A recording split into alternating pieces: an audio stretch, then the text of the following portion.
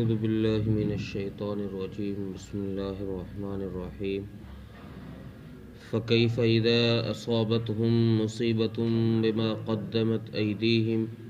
ثم جاءوك يحلفون بالله إن أردنا إلا إحسانا وتوفيقا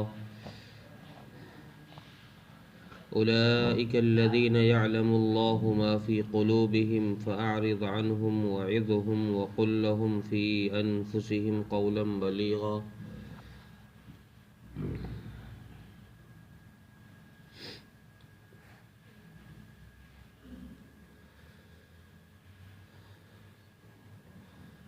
منافقوں کا تذکرہ اس سے پہلی آیتوں میں کیا گیا، جو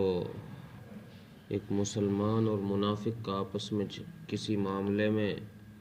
جھگڑا ہوا تو وہ فیصلہ کرانے کے لیے جو رسول اللہ صلی اللہ علیہ وسلم سے ہٹ کر کے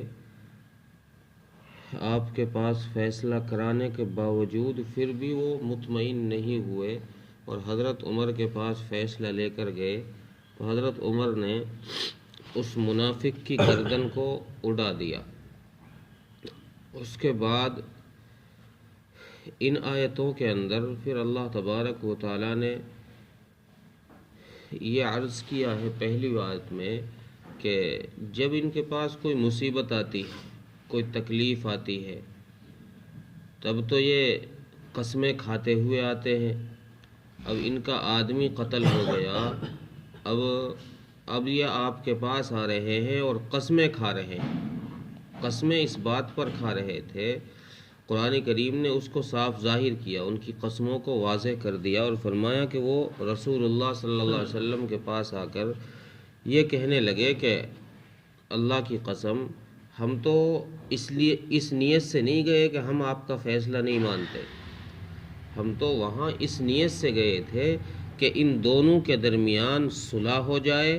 اور ان میں بھائی چارہ قائم رہے، ان میں آپس میں عداوت نہ بنے، چونکہ آپ نے جو فیصلہ کیا ہے وہ تو انصاف کا فیصلہ ہے، لیکن انصاف کے فیصلے کی وجہ سے چونکہ ایک کا مال دوسرے پہ چلا جائے گا، اس لیے ان میں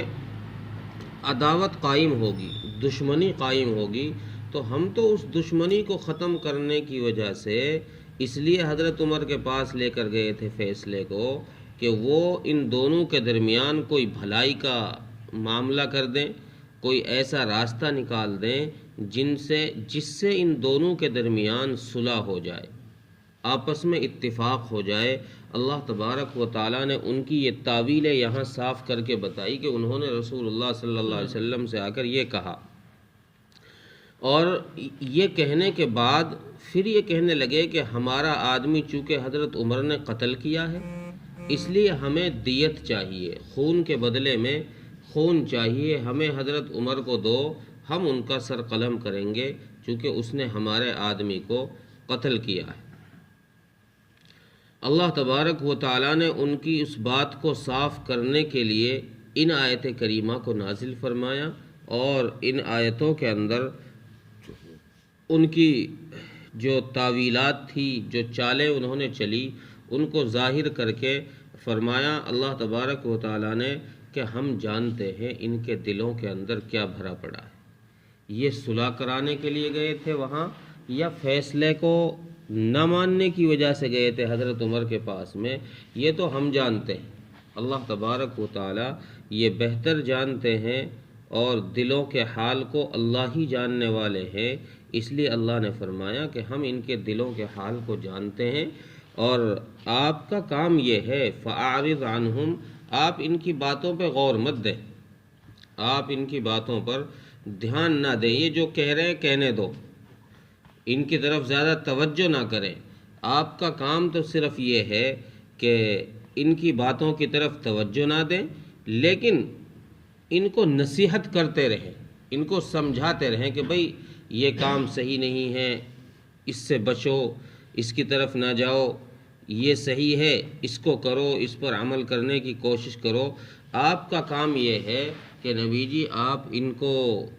نصیحت کرتے رہیں اور ایسی بات ان سے کہتے رہیں جس سے ان کے دلوں پر اثر ہو جائے، اور ان کے دلوں پر اثر ہو کر تاکہ یہ لوگ اپنی اس حرکت سے باز آ جائیں۔ دلوں پر اثر ہونے کا مطلب یہ ہے کہ جو یہ گھٹیا کام کر رہے ہیں، غلط کام کر رہے ہیں، اس غلط کام سے یہ لوگ رک جائیں۔ اس لیے آپ ان کو نصیحت کرتے رہیے، سمجھاتے رہیے۔ یہ تبلیغ بھی رسول اللہ صلی اللہ علیہ وسلم کے ذریعے سے امت کو سکھائی گئی ہے کہ اگر کوئی آدمی غلط کر رہا ہے تو اس کے ساتھ غلط ہی نہ کیا جائے۔ یہ اسلام نے نہیں سکھایا کہ تم پر کوئی آدمی ظلم کر رہا ہے یا تمہارا حق مار رہا ہے تو پھر بدلے میں تم بھی اس پر ظلم کرو یا تم بھی اس کا حق مارو، بلکہ اسلام یہ سکھاتا ہے کہ ان کی بات پر توجہ ہی نہ دو۔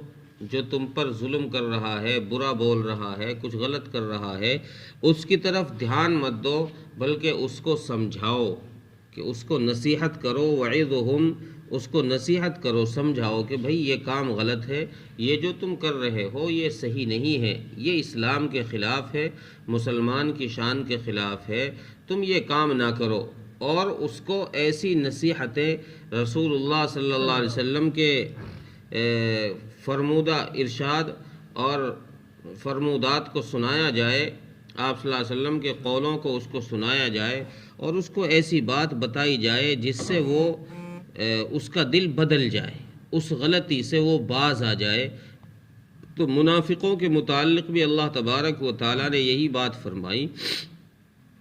کہ جو منافق آپ سے آگے کہہ رہے ہیں کہ ہم نے یہ کام رسول اللہ صلی اللہ علیہ وسلم سے، ان کے حکم سے انکار کرنے کی وجہ سے نہیں کیا، اور نہ ہی یہ ہمارے اس عمل کی وجہ سے ہمارا آدمی کافر ہوا ہے جو حضرت عمر نے قتل کر دیا۔ ہمارا آدمی تو مسلمان ہی تھا، وہ تو اسلام پر ہی ہے، لیکن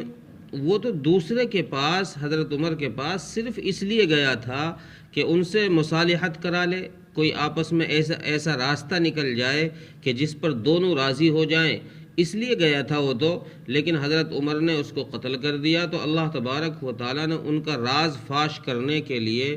یہ آیت کریمہ نازل فرمائی ہے کہ یہ لوگ غلط کہہ رہے ہیں، اللہ تعالیٰ ان کے دلوں کو جانتا ہے، اللہ کو پتہ ہے کہ یہ لوگ کس نیت سے گئے تھے، آپسی صلح کی وجہ سے گئے تھے یا ان کے جانے کا مقصد کوئی اور تھا۔ چونکہ ان کا جانے کا اصل مقصد یہ تھا کہ دوسری طرف اگر فیصلہ کرائیں گے تو وہاں لے دے کر کے، رشوت دے کر کے ہم فیصلہ اپنے حق میں کرا لیں گے، اور اگر محمد صلی اللہ علیہ وسلم کے پاس فیصلہ کیا گیا تو پھر انصاف کا ہی معاملہ ہوگا، پھر کسی کے ساتھ ظلم زیادتی نہیں ہوگی اور نہ رشوت کا معاملہ چلے گا۔ اس لیے یہ لوگ دوسری طرف کو جانے لگے کہ نہیں بھائی دوسرے سے فیصلہ کرائیں گے۔ تو ان کی اس غلط حرکت کو اللہ تبارک و تعالیٰ نے ان آیتوں کے اندر نازل فرما کر ان آیتوں میں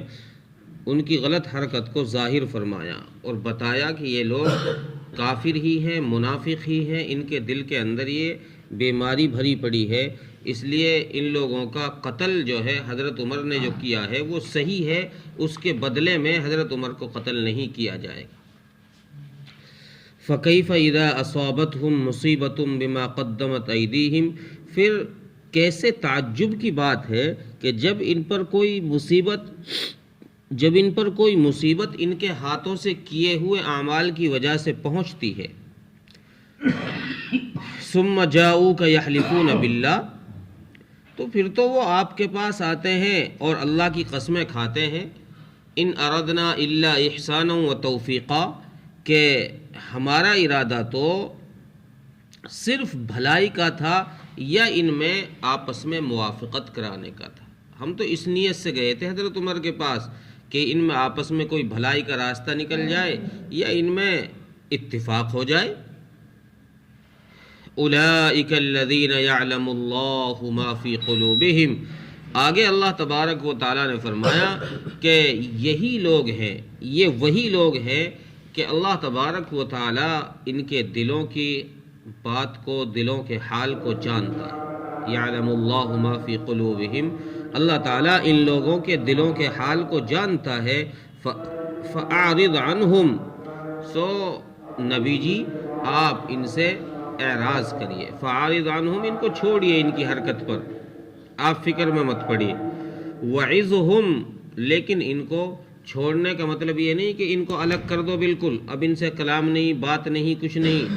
وَعِظْهُمْ، ان کو نصیحت کرتے رہیے، ان کو سمجھاتے رہیے. وَقُلْ لَهُمْ فِي أَنفُسِهِمْ قَوْلًا بَلِيغًا، اور آپ ان سے ایسی باتیں بتاتے رہیے، ان کو ایسی بات کہتے رہیے جس سے ان کے دلوں پر اثر ہو جائے اور یہ صحیح راستے پر آ جائے. یہ اللہ تبارک و تعالیٰ نے آیت نازل فرما کر ان منافقوں کے نفاق کو ظاہر کر دیا اور حضرت عمر رضی اللہ تعالیٰ عنہ کو بری کر دیا اس الزام سے جو الزام انہوں نے آ کر حضرت عمر پہ لگایا تھا. اللہ تعالیٰ